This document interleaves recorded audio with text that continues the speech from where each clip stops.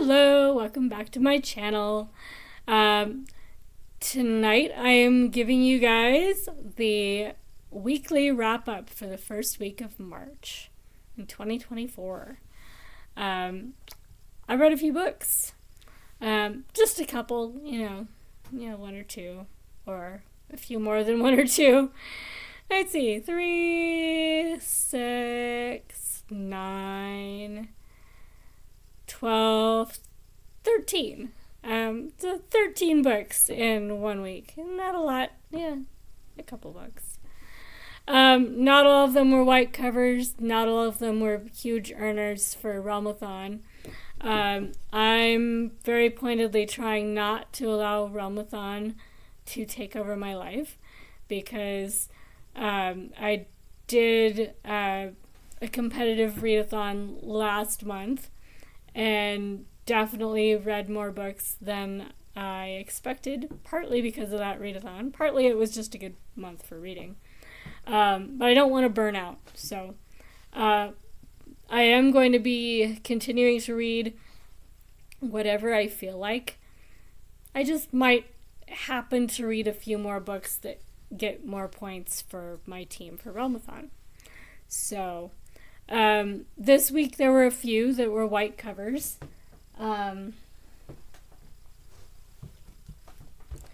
So the books I finished in print, they're all pretty light colored. Actually, 2 of these didn't end up counting for white covers though. The first one on the stack is a bit too blue to be a white cover, and one of the other ones I wouldn't be convinced. So yeah, I'm kind of reading some that's specifically for Realmathon. I've added a few books that are host recommendations, especially ones recommended by hosts from my own team, because they tend to be really good for our team. And I think actually my reading tastes are somewhat similar to our hosts. One more than the other, I think, but it's hard to tell so far. Anyway, so the books I finished this week are How the King of Elfhame Learned to Hate Stories by Holly Black, The More of Less, Finding the Life You Want Under Everything You Own by Joshua Becker, Goodbye Columbus and 5 Short Stories by Philip Roth, The Medici Manuscript by C.J. Archer, So Late in the Day, Stories of Women and Men by Claire Keegan, A Deadly Education by Naomi Novik, the Scholomance #1, The Midnight Library by Matt Haig, Nevernight by J. Kristoff, which is the Nevernight Chronicle #1, How High We Go in the Dark by Sequoia Nagamatsu, The Thursday Murder Club by Richard Osman. This is the Thursday Murder Club #1.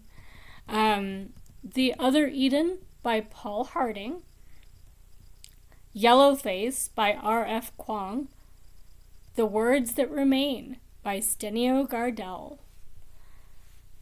So there are a few good books in that list.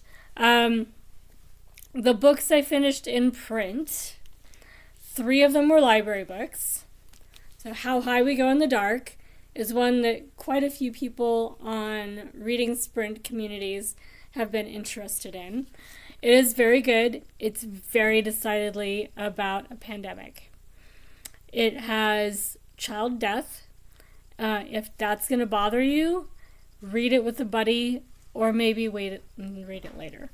It was a 4.5 stars for me. I think I rounded it to 5 on Goodreads, but 4.5 on Storygraph, because the ending didn't work. I could see where there were supposed to be kind of threads that make the ending make sense throughout the rest of the stories that make up this book. It's a novel and short stories sort of format, where some of the short stories bring the same characters back, but in a later time or different setting. But I mean, that part was fine. That part was good. It actually made it so that you see a whole bunch of perspectives on what's going on, and it was good. The last bit tries to make it sci-fi in a weird way. No. It did not work. It needed more. If that's the way he wanted to go, he needed to build in a little bit more of the sci-fi in more of the stories and a bit more of it. As it was, it just felt like, oh, and all of a sudden we're in a sci-fi novel. No, that didn't work. Other than that last section, though, it was really good. Literally, if you just didn't read the last section, it would still be fine. So Late in the Day by Claire Keegan is a book of novellas, 3 novellas or long short stories, about women and men and their relationships. It is Irish. They're set in Ireland, and they're not set around the Troubles. So it is just about women and men who happen to be in Ireland. And the last library book that I finished this week was actually one I did in print and audio, both library books. Nevernight by Kristoff. This book is definitely in the horror or dark fantasy genre. A Deadly Education by Naomi Novik is actually similar enough that if you like one, you might like the other two. So this book is about a girl who becomes an assassin, or at least is going to an assassin school to become an assassin. So it is a school setting, very creepy school, but a school. If you can hear the rattling in the background, that's the kitten. He has his rattly ball. So we might see him popping through occasionally. Yes.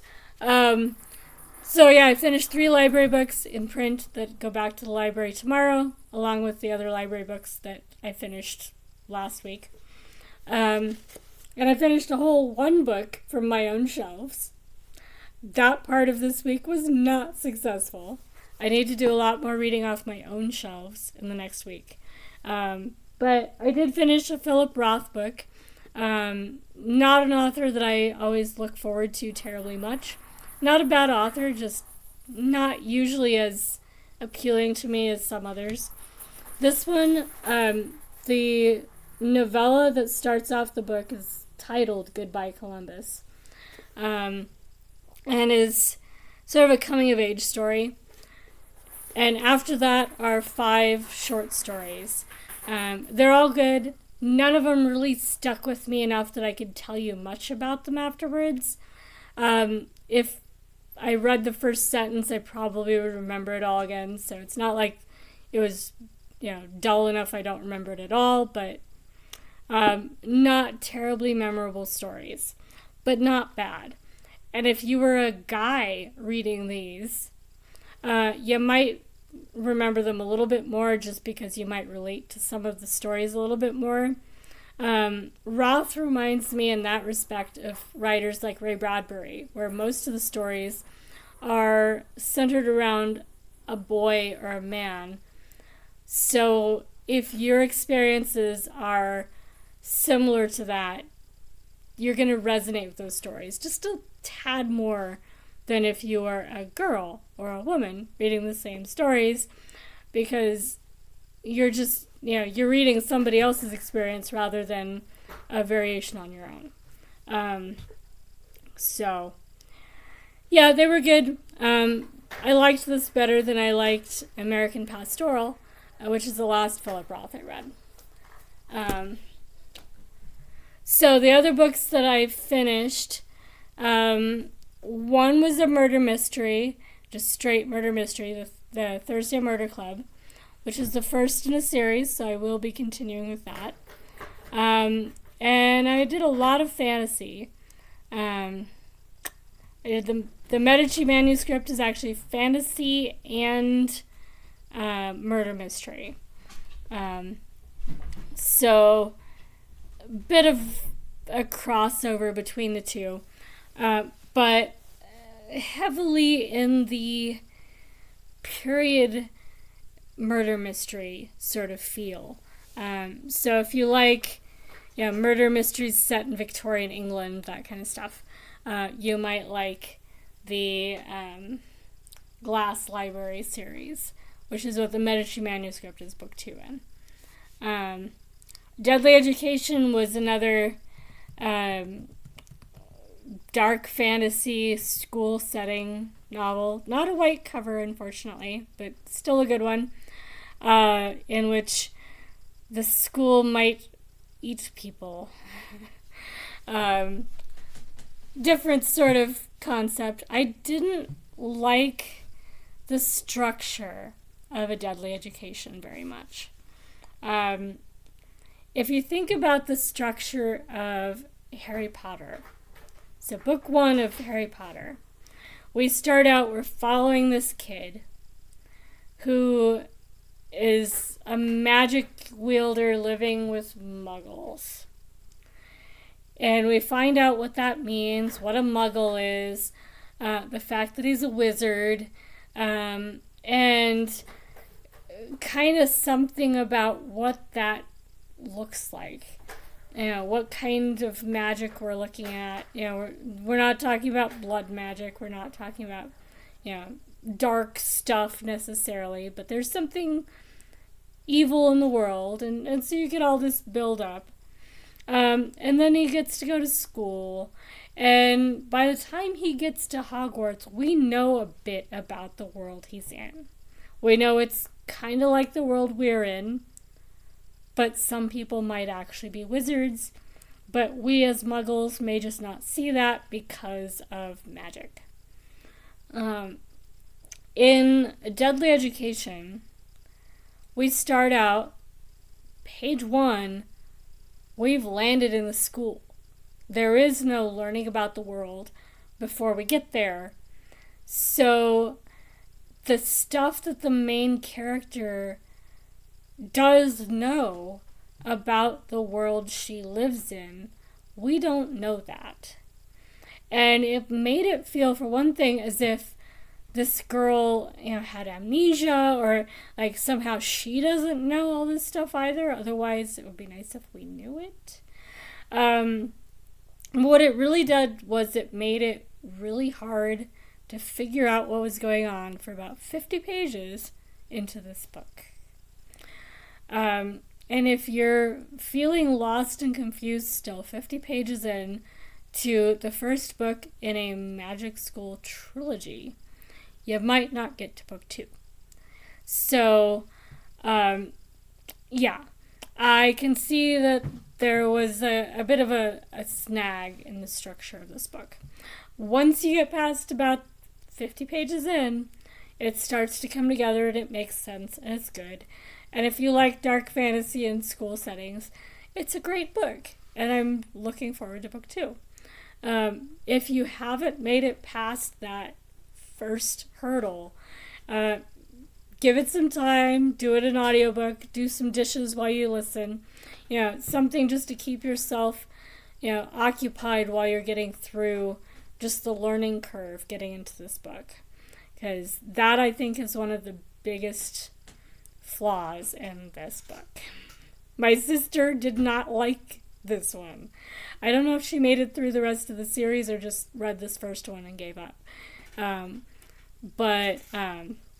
It is a good book. It's just going to take a little work to get into it. Midnight Library, I was forewarned that it might get a bit preachy. Yeah, it gets a bit preachy.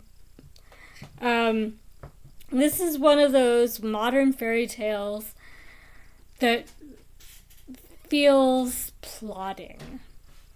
It seems like it's in the same intended genre as Mitch Albom's books, maybe Janina Matthewson's Of Things Gone Astray, which is one of my favorite more recent reads. I read Of Things Gone Astray maybe 5 or 6 years ago, and I love that book. I recommend it to people all the time. And it's also a modern fairy tale with a morality tale in it and all that. But you don't feel like you're being preached at. And with the Midnight Library, it really got a bit over the top on that. I gave it 3 stars on Goodreads, and probably was slightly rounding up. It might be 2.75 stars on Storygraph. So not the best book out of this week. Yeah. As a matter of fact, I think that was my worst book for this week. So, worst book for this month so far. After that, the next audiobook that I finished, besides the murder mysteries we already talked about, was Yellowface by RF Kuang. This is the same author as did Babel. I really liked Babel, and I really liked Yellowface. Yellowface is different. It puts you into the book writing and publishing world in a way that brings out all sorts of problems with this world that we are in, and I'm a booktuber, small though I might be, and reviewing books and talking about books, and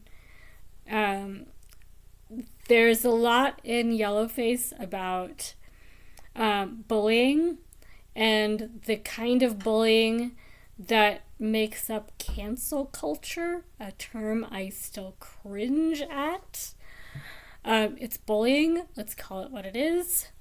If we think we're justified in doing the bullying, it's still bullying. No. But, it's the kind of book that will allow you to evaluate your own relationship to the book world, for one thing. I'm a lot more self-conscious now of my behavior within the booktube world. I don't know. I'm not exactly blasting authors on my videos, even when a book wasn't very successful. That's all it was, with very few exceptions.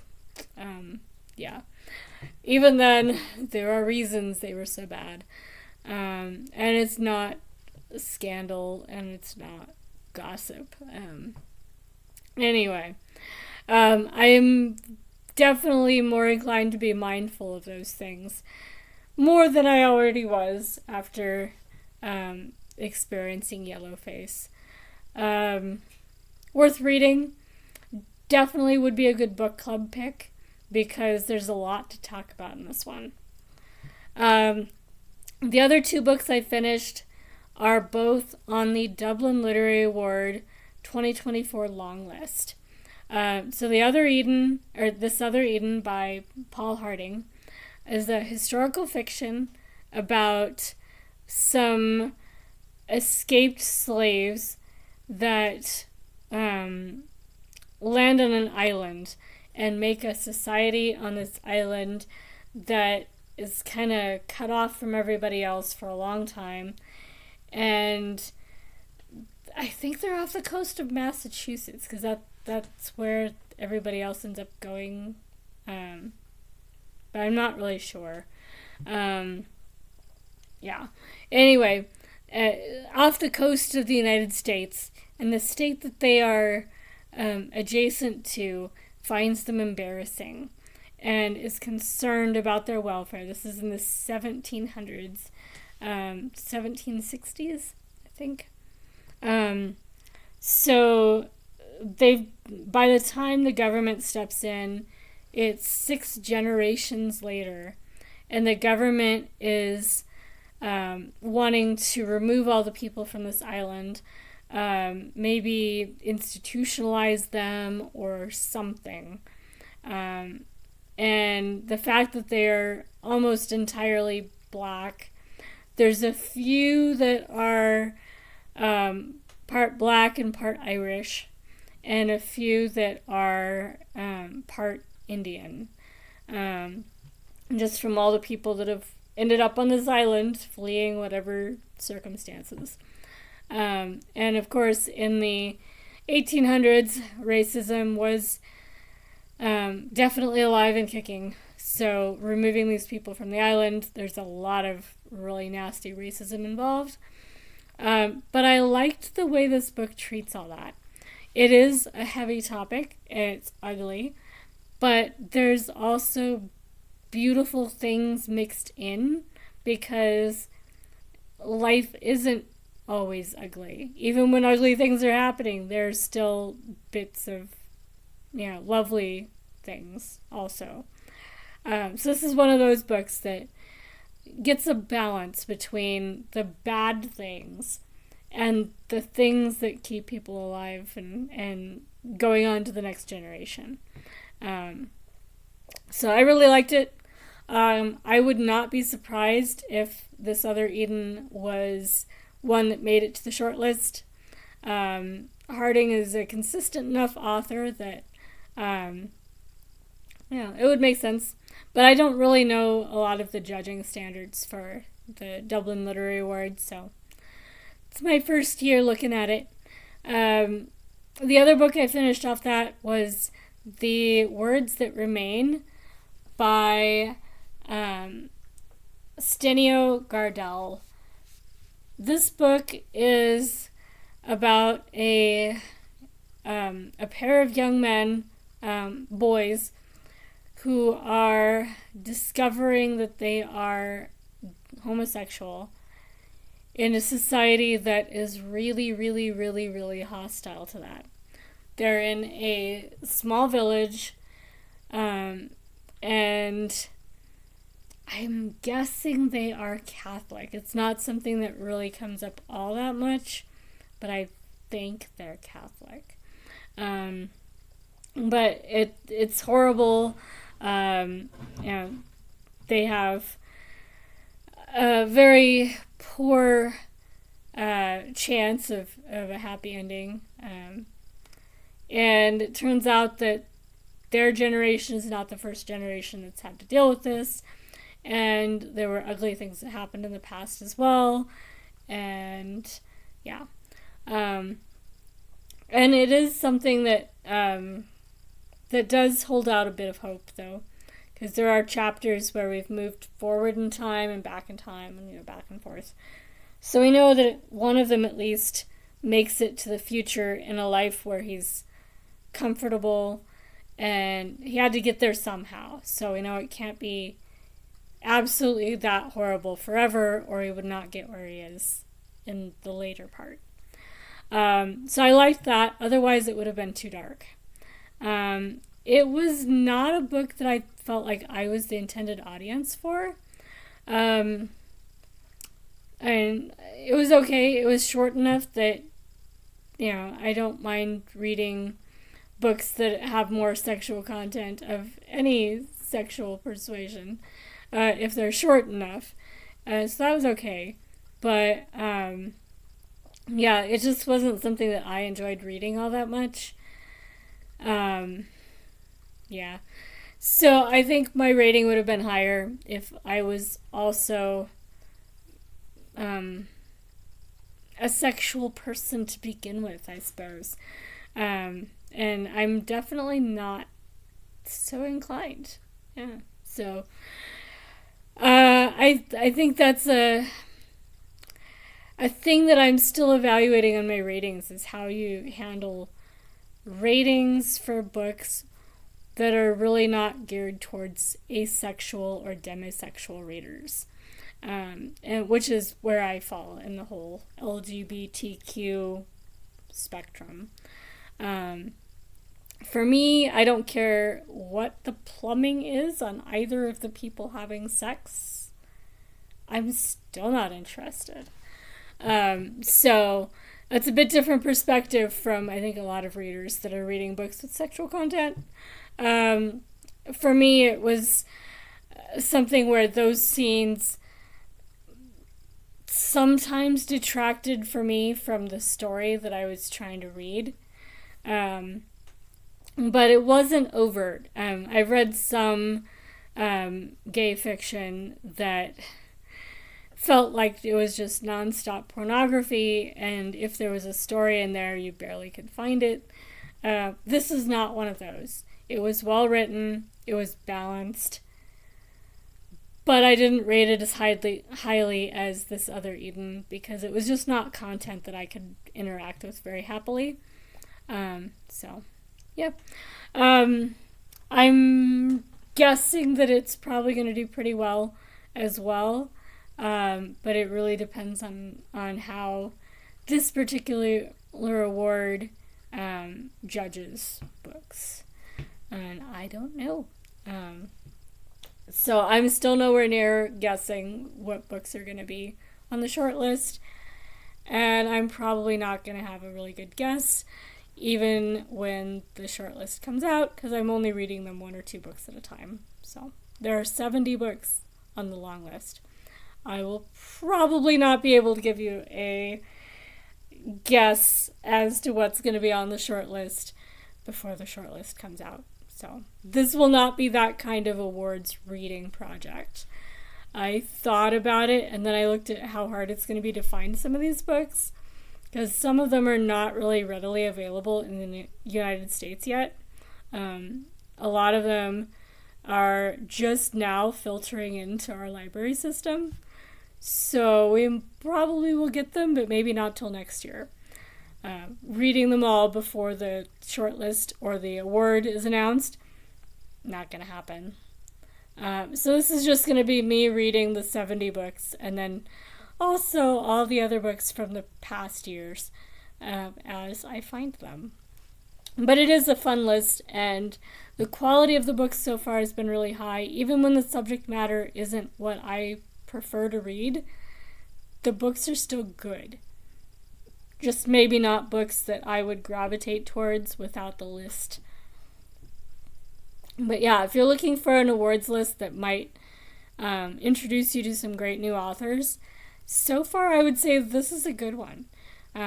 So check out the Dublin Literary Award if you haven't already, and see if there's any books on there that look interesting, because I found quite a few that I actually am looking forward to finding when they make it to my library. So anyway, that was my first week of March. I will be doing a lot more murder mystery reading, hopefully, in the next couple weeks, because it's also March Mystery Madness, and I finished 2 so far. Not exactly a great showing for reading mysteries, and I still have my 500 Mysteries challenge from last year that I'm still doing, and I still need to count up the mysteries I've read so far this year, and, since I made that challenge. And I haven't been doing a lot of mystery reading, so it's going to be really sad. I'm hoping to remedy that. Margaret from the Word Nerd is doing a readathon coming up, I think this next weekend. I'll put her information in the description. So if you want to join in, you can. It's specifically geared to focusing on your reading goals and trying to make progress on some of those forgotten and forlorn reading goals. With my reading goals, that's going to be reading mysteries. I'm going to try to put aside all the other stuff that I've been wanting to read because of Ramathon and trips to the library where I accidentally might have gotten other books. I'm going to try and just read murder mysteries for that weekend. Does it mean I won't be counting them for Ramathon? No. And as long as I can get some points, they won't be high points. It'll be like 10, that kind of thing. But points points are always good. But I will be not focusing so much on the kinds of books that are geared towards getting the high points for Realmathon for that weekend. So that's the plan anyway. We'll see how it goes. And then I think it's the following weekend that is the peace talks weekend for Realmathon, in which every book that we read gets extra points just across the board for Realmathon. So it looks like it should be a fun month for readathons. And I think there's also a readathon the following weekend that somebody else is hosting. It's just a weekend-long read a lot of books sort of readathon. So I will talk more about those as they are coming up, but I'll definitely put Margaret's information for hers in the description, and the list of all the books I read so far this month. I suppose I'll also put the link for Realmathon, the announcement video for that, if you haven't joined and think it might be fun. And if there's anything else that I probably should link below and I haven't thought of it yet, I'll add that too. So I'll talk to you guys in the next video. Bye, guys!